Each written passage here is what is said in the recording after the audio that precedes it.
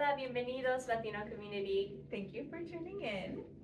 So, we're going to continue our conversation of the college life, and we're going to talk a little bit about the culture shock that some of us, experience going into college. So what would you say some of yours were, going into college?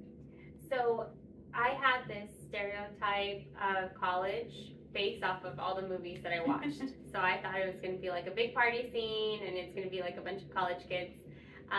But as I mentioned in our previous video, I ended up going into a community college. So the culture shock was that it was nothing like that. It was a bunch of adults, different ages.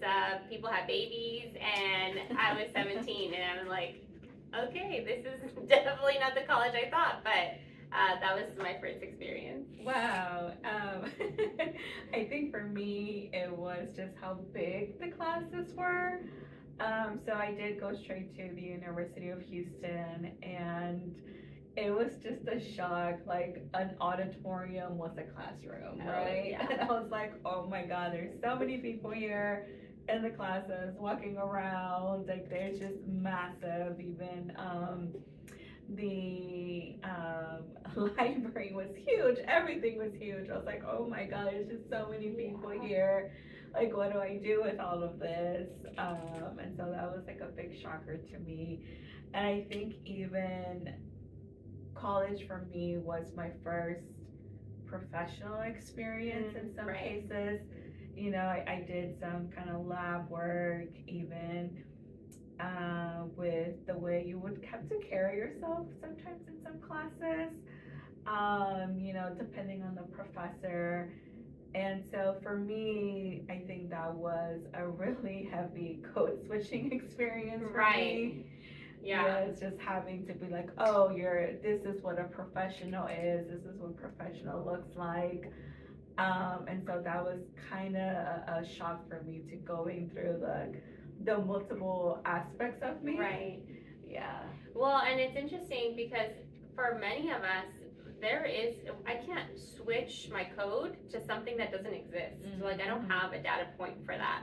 So we were talking about how college in its essence and its foundation was built by European higher class males.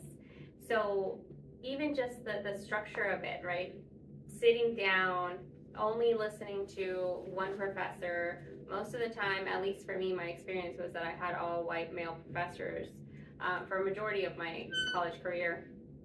So there are so many unspoken rules, so many unnoticed norms that I just had to kind of figure out as I observed everyone. And again, I didn't ask questions, so I'm just kind of like taking it all in. I'm like, oh, okay, so you ask. Oh, okay, so this is how you communicate. Why are these people talking to them after class? Oh, okay, so that's how you get more one-on-one time. There's so many learning opportunities in order to code switch. Yeah. So you're like going into a college setting and you're like, okay, I'm definitely not going to be who I was at home or, in my neighborhood.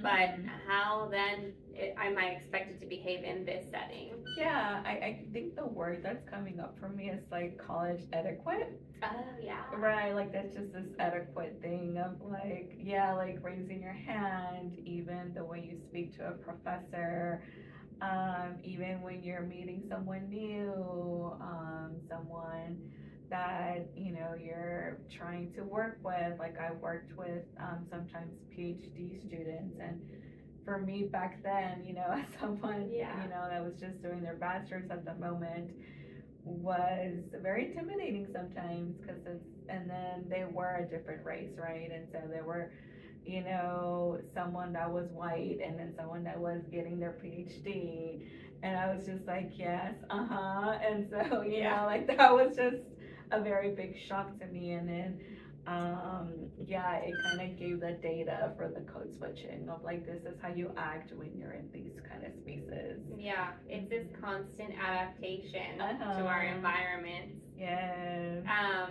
The other thing that I realized, it's that I became an adult all of a sudden. Being the youngest and being in school and high school, you're just kind of babied through the whole process, at least for me, or maybe not, but I just kind of ignored everything. And then you get to college and your professors are treating you like an adult, and all of a sudden you're responsible for yourself, you're accountable for your actions, you're accountable for your work, and they are interacting with me as an adult because essentially I am, right? I'm paying to be there. That for me was such a shock. I was like, wait, no, hold on. Can you talk to my mom for a second? Like, of course, my mom is not gonna be there for me. But yeah, that was a really big shock to go and finally like make that switch of like you call the shots. You're paying for this, so come show up and talk to me and ask questions. Yeah, something that I think going to U of H that I think was a really great opportunity for me that decreased some of that culture shock a little bit for me is that, it is, Houston in general is a melting pot, and U of H is such a melting pot as well. And so I was with people that looked like me.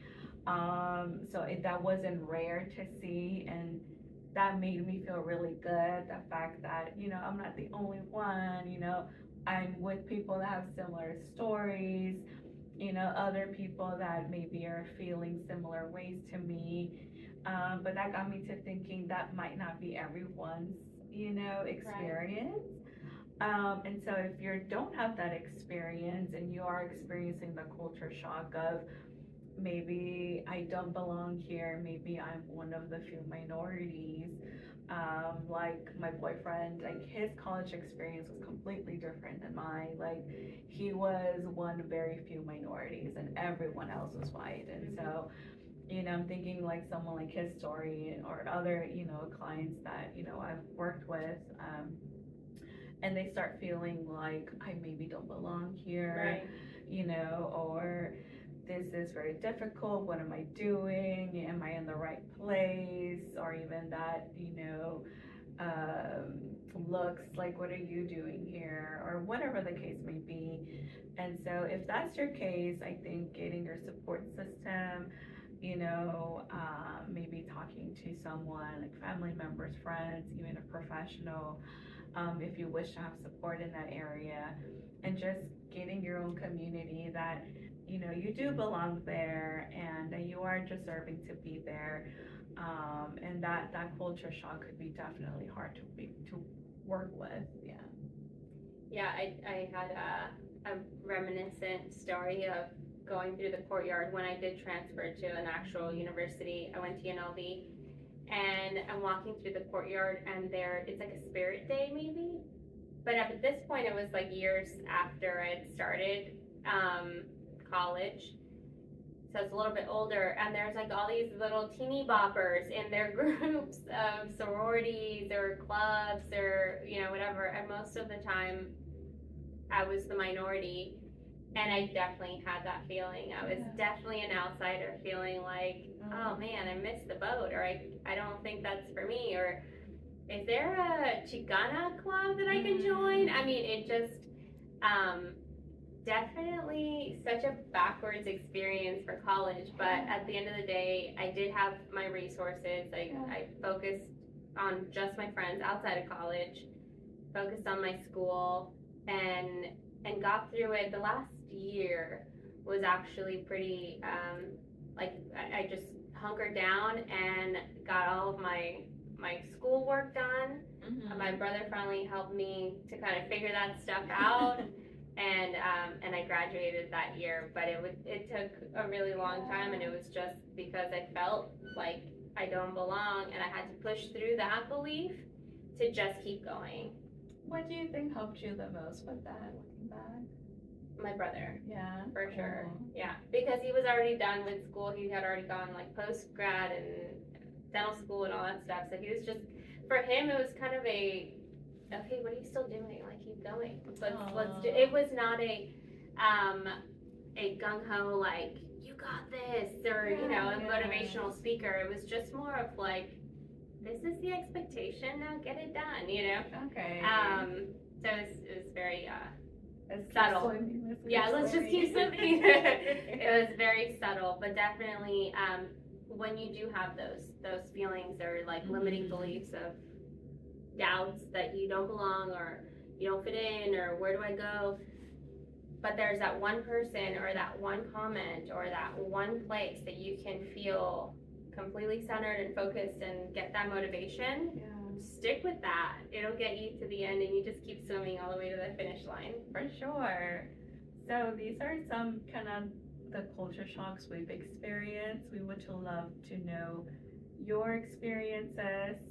Let us know in the comments what you think and what some of the culture shocks that you've lived through. Yeah, and if you guys are just going into college and you're listening to this, or you just finished your first year, like feel free to send us a message. Yeah. Check in with us. We'd be happy to kind of laugh through these things with you or guide you through any questions that you have. For sure. We're here as a community.